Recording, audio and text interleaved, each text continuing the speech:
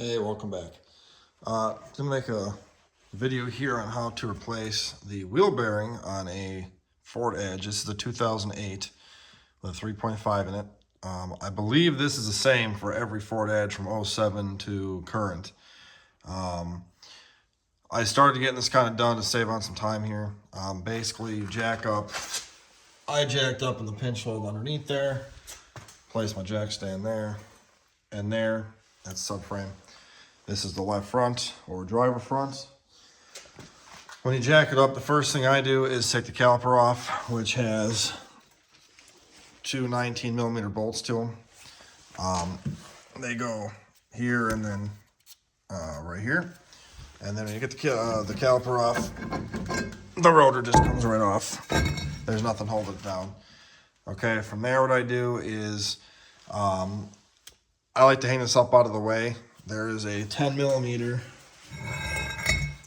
this bolt here that goes in the back of this for the brake hose to hold it in.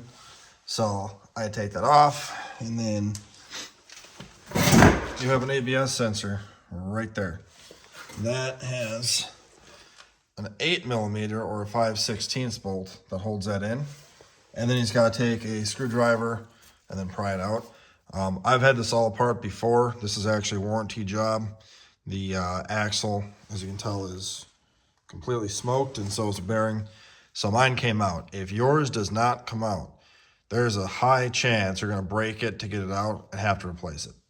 If that happens, it happens. It is what it is. They're old vehicles. Up here in the salt belt, this stuff, even plastic, will get seized in metal. Okay. From there, your tie rod end. Mine is a 19mm nut. I think stock these are 18. But mine here has been replaced at one point in time. This is going to be sitting up much higher up into there. Okay. Take a big hammer and hit this spindle right here where it goes in. Okay, or the knuckle. Don't hit on this, and do not hit the threads on this. I put the nut back on this, a few threads, so in case I hit it, doesn't mess the threads up. And then just hit the crap out of that, and then this will fall right out, and that's out of your way. And then for your strut nuts, this has a bolt that has these on it. So you can just take and zip these out, and you don't have to worry about holding a wrench on the other side. Just tap them out. That one's pretty loose already. Okay. Now, what I do before you take that one out, there is a ball joint down here. And this has a bolt that goes through it. And then there's a nut right there. Okay. So that nut is going to be a 15mm nut, and the bolt side's a 13mm. Take the impact and hit that, and then can just get that right out. Okay. And then what I will do, and I have a tripod now, so I can go ahead and have you guys see if I can get you right there. Okay. So what I will do, you guys can see, yep, okay. So what I like to do is I will take my impact with the socket on there and zip that bolt right out. So, get my hands washed up here.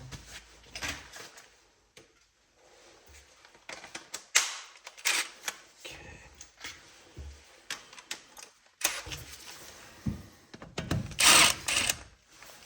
All right, and then that's your bolt. So you get that bad boy zipped out. And what we're gonna do here is, let me grab the old tripod so you guys can see it's a little better. Okay, so what you're gonna do here is take, let's see, can you guys see that? Well, I can't tell, but basically I'm just gonna take this nut back off, and then we can just hit that out, and then this will. Now here's where I need both my hands.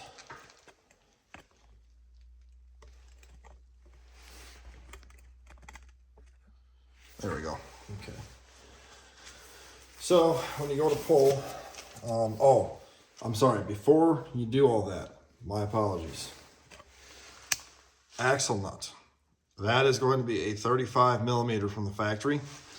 Mine is not stock. Mine got completely wasted trying to get it off. So stock, it's a 35. If you have to use the torch, like I did, use a torch, and then put this on a few threads and take the hammer and then push this out so the axle pops out. Mine is already messed up. Basically, all you gotta do is just give her a few taps like that so it's freed up, and you'll be fine. So I wanted to mention that too before I got too carried away here. But yeah, so all you do is you just take this, get this guy out of there. If you gotta take, there we go, okay. And the way that these bolts work is you have, this is like a lock right here. It does have a hex head to it as well in case this gets rusted off. But you don't really need to use a wrench on here. Just this is where the nut is on this side. Use your impact, and it's a 15/16, and zip it off, and you'll be good to go there. Also, when you do go to replace all this stuff and take all the stuff apart, I clean everything up really well with a wire wheel, and then I anti-seize everything so it comes back out next time in case you gotta take it back apart. Okay, and now this should come out like so, and then got her axle nut here.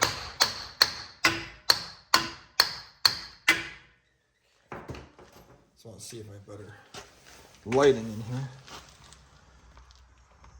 There we go. Okay. Yeah, so get that bad boy in there.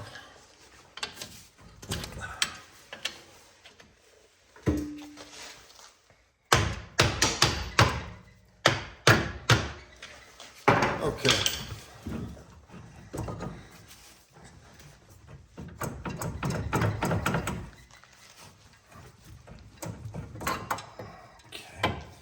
So your axle's out. I'm gonna try and show this to you the best that I can here. It's kind of hard to hold the camera and do this at the same time, but basically in here, this is where the ball joint is. This is the ball joint stud right there. So I take and wedge a pry bar in here to open this up a little bit, and this whole thing will just lift straight up and off. So I'm going to attempt to do that. Hopefully you guys can see kind of what I'm doing here. I know it's not the greatest angle, but we will make this work. Okay.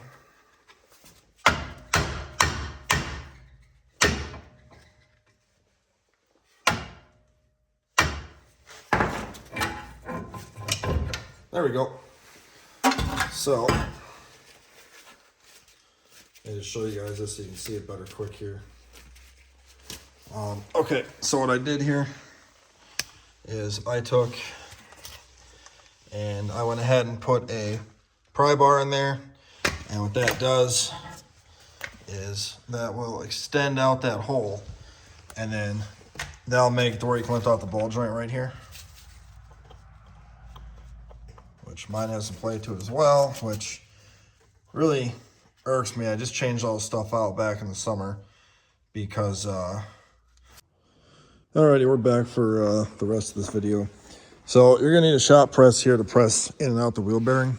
I have a Harbor Freight one, works fantastic here. The way I set mine up to press it out, I have the standard little pieces of iron they give to you, and then you have to find something to work, okay? This is gonna be different for everybody. I use bearing race installers with 2 jack stand pieces. And then I have the ears right there for the caliper, and then this here little spot will end up sitting onto this. Then I use a, what size is it? A 32 millimeter Harbor Freight impact socket onto this to press out that spindle part. So I'm gonna show you guys how to press this out. Again, you'll have to figure your own thing out to see what works for you and what doesn't.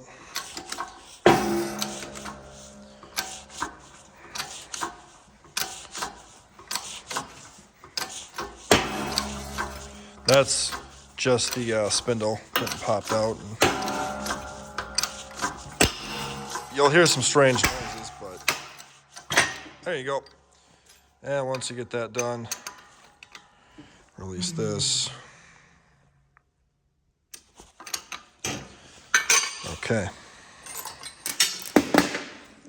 Yeah, you're gonna have some broken pieces, kibbles, and bits coming out here. Wow.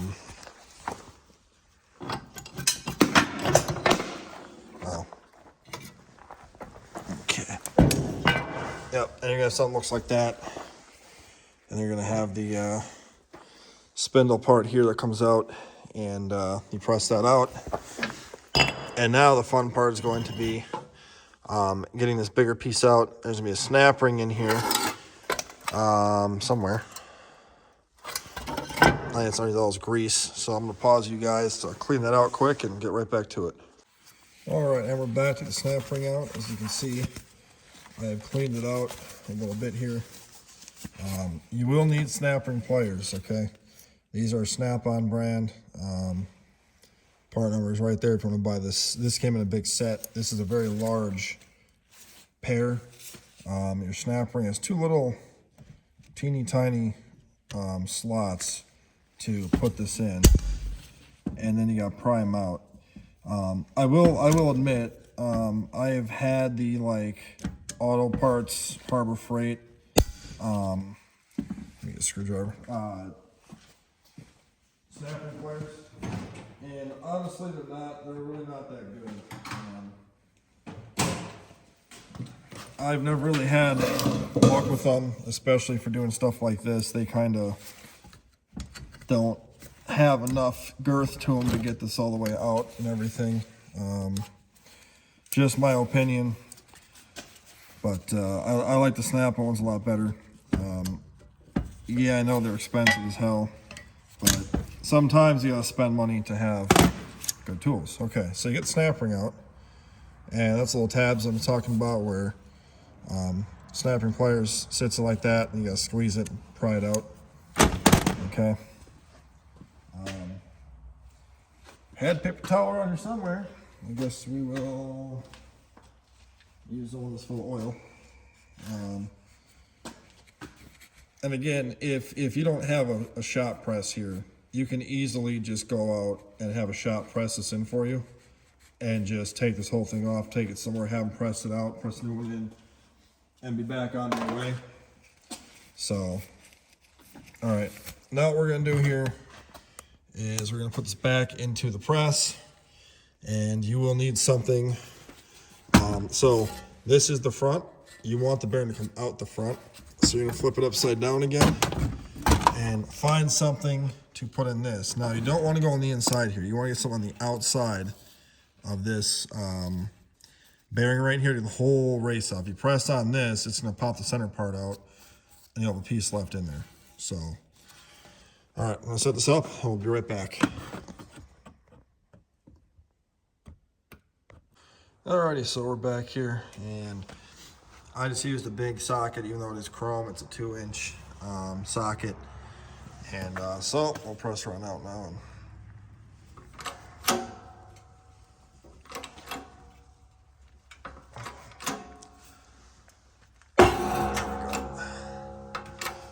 This bearing was pretty bad, so if yours is the same, don't be surprised if it takes some struggling to get it out.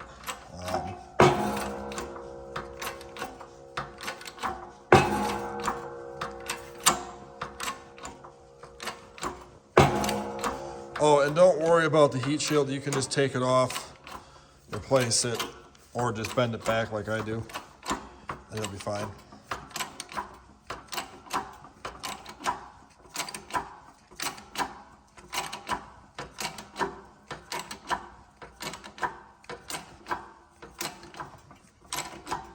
Okay, so I don't like to let this stuff just kind of... Okay, so now that we got that all out of here, this is what you're gonna have left.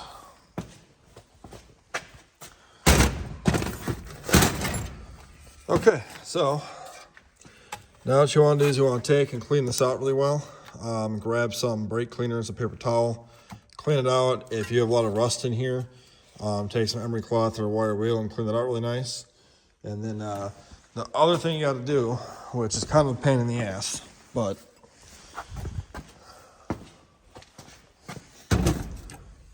so that's what the old bearing looks like, okay? This is part of the bearing stuck onto this. Sometimes you can get lucky and use a bearing separator and get it off. Other times you got to cut it off.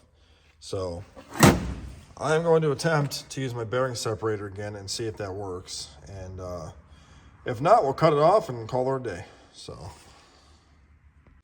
okay, so we're back here now. I'm cutting it close on time, so I couldn't film all this stuff, but got the new bearing, and basically I just cleaned the inside of the area where this goes into. And what I do is I lay the bearing flat on this, and then because this is all different heights and everything, I press the spindle down onto, not the spindle, but the knuckle down onto the bearing. Then I have the socket, fits really nice around the edge of this. It has a 2 5/16 socket. And then I also take my wire wheel, cleaned up this thing pretty decent. So what I'm doing now here is just gonna press this all the way down onto there. Make sure you have it nice and straight so you don't mess it up. And we're just gonna press it all the way down until it's flush. And then if we have to go any more, I will take that socket and flip it upside down underneath the knuckle, because it is the perfect diameter of this bearing. So if you can't get your snap ring on, you gotta press it in more.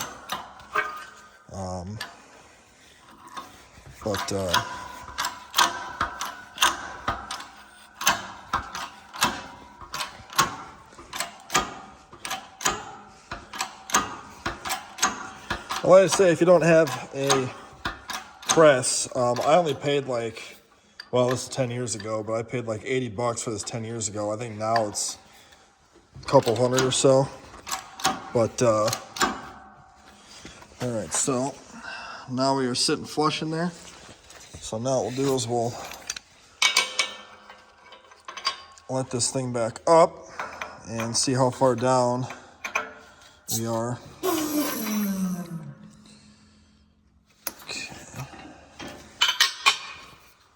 Yeah, see, so this here, it fits perfect over that to press down on the spindle. So, okay, and see? Okay, now if you notice, we are not all the way in. So what I'm gonna do is, yeah, you still see the gap in there? So, this fits perfectly over that bearing, okay? So we're gonna use that to press in the bearing the rest of the way. All right, so if I get the bearing pushed all the way in there, my camera, sorry, keeps freezing out in here. Once you have the bearing seated all the way down in there,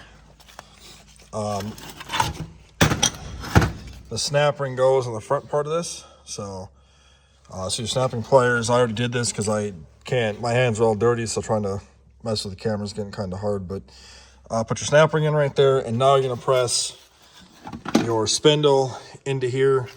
And the way that I do it is I take this and I'm gonna lay it down on this. However, I wanna get just one of these on there. Okay, so I take this and I will lay this bad boy down like that. And then I press this onto it just like I did with the bearing, okay? So, and now when you press this on, very important, you want to press on the inside ring here. If you don't, it'll pop this ring right out, okay? So now you want to find something that fits that. I believe I'd use this. No, that is a little bit too big. Just gotta find something that's gonna work. I gotta see. I have an intended socket I use for doing this because I think it's this one actually. You want to make sure you're on it perfectly so you're not pressing on the outside one. If you do, yep, that's the one I want. Okay, so you see how it's nice and centered on here. That's exactly what you want. You want to press on that. You do not want to press on the outer ring or you're going to mess this bad boy up. And then you just want to get that centered like that. And now you can start pumping.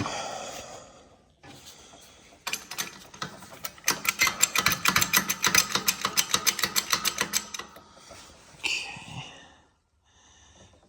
You want to make sure you have this centered on there because one little hiccup here and can be detrimental. And if it ain't on there straight, it can go on crooked and you gotta do it all over again.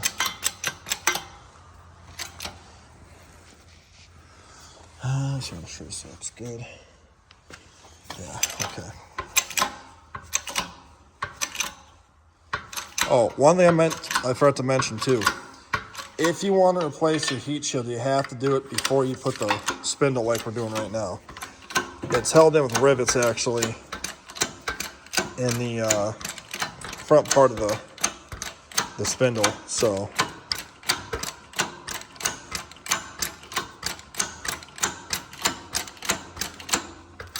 should go on really nice and easy too. It should not be any if you go to do this and it doesn't want to go on there, take it apart and look and see what's wrong, because you don't want to force it and end up breaking something and spending more money than you have to. You also don't want to crank this down so tight. You don't want to put any extra stress on this. So I'm thinking this here is all she needs, because you don't want to have the spindle part rubbing the knuckle part onto there. And it should spin, oh yeah, real nice and free. No play, we're good. You don't want to sit and reap on this thing with the press and press it further than it needs to go and cause more issues. So now we got our spindle assembled. So now we can go and reassemble the car. Got that. So we know it's going to sit like this. So I do the ball joint first with the axle. So I will kind of slide it all in there together and try and get the axle to go in with the ball joint to where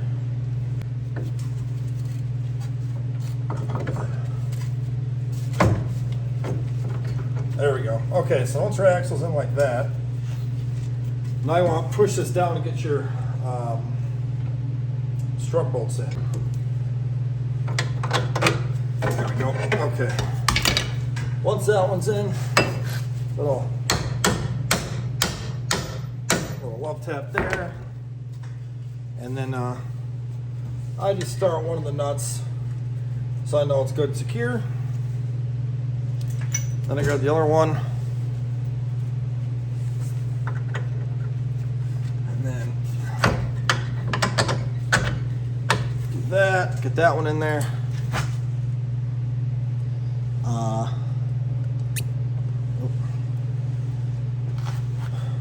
Put the nut on that one too.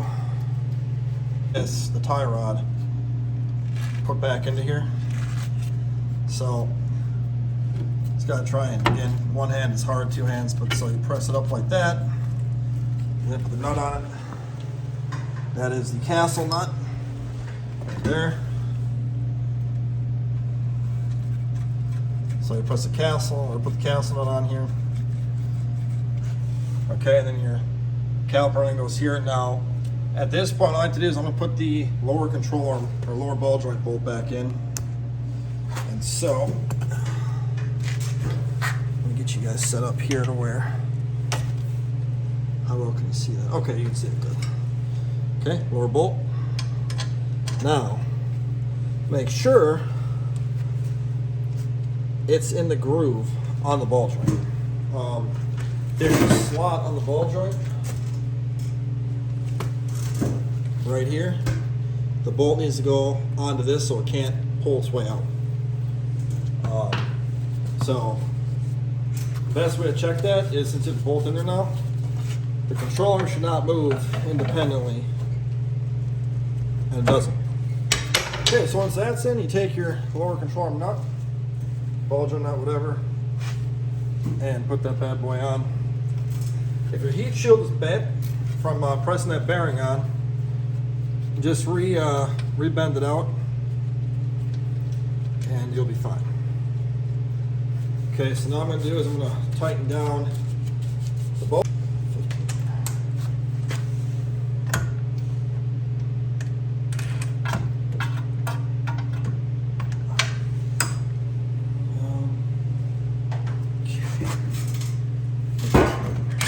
There we go. Alrighty. Alright, make sure you torque that to spec.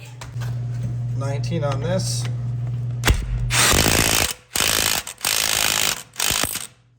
Make sure that the holes line up on this with the holes for doing your pin through it. So you gotta put the pin through there, which I gotta get a new one. I do have them out there in the shop, so I will grab that. Okay, so I'm going to start the nut onto the axle. Do not tighten it down all the way, you gotta torque it down. I'm just doing this so that way the axle can't pop back out. Okay. Now I'll reassemble, put my brakes back up together. Rotor just kind of goes on. Also, my brake shield here is bent. I can hear it rubbing. Okay, so some of my shield here got kind of bent. And I don't care about this stupid shield at all, so we're just gonna hammer time it out of the way here, since you know, it's not doing much for us anyway. Okay, now, all right, beautiful. So now we'll cut the zip tie and get the caliper put back on here. Okay, so the caliper will slide on like this. You want to make sure your brake pads fall out. That's always good for them. There we go. All right, they're back in there. We're good.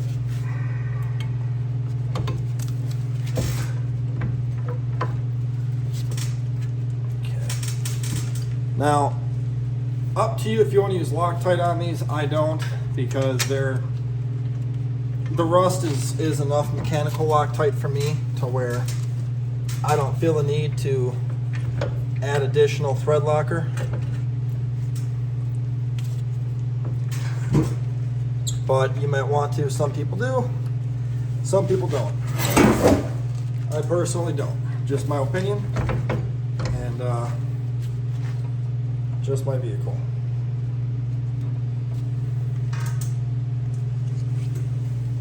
If yours are rusty though, make sure you wire wheel them off really good so they're clean.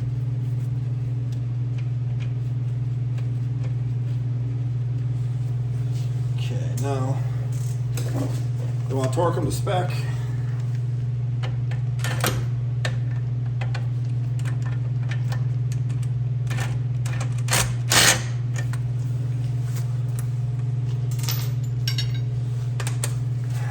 $19mm. Make sure you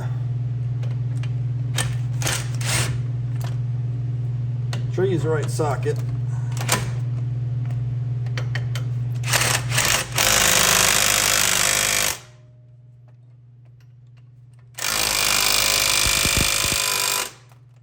Okay, so once they're torqued to spec,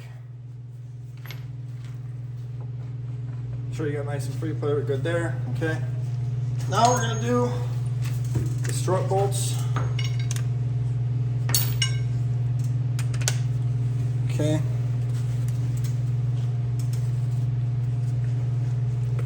So these are self-tightening, not self-tightening, but self-holding, I guess you'd call them. So 15/16. Again, torque them to spin. That little metal bar there holds it to where they don't come out, and that's done. Okay, so now what you want to do is you want to put your brake hose back into its place. It goes back up like this, and then you get this 10 mil bolt. It goes into there.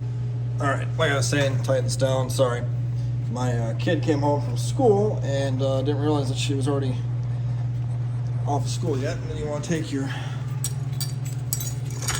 10 mil wrench here, or an impact or whatever, and just tighten this down. If I had my other hand free, I would just use my impact, but this will work too. When you take this out, off, best thing to do is use an impact on it. They're really rusty. You'll bend this piece. You can see how flimsy this piece is right here. So get that tight. Okay.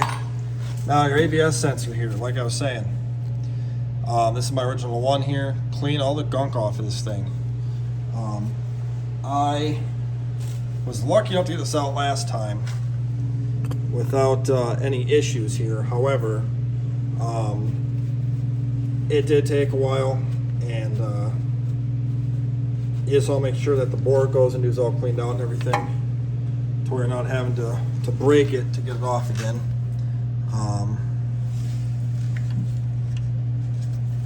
And so it goes right into there.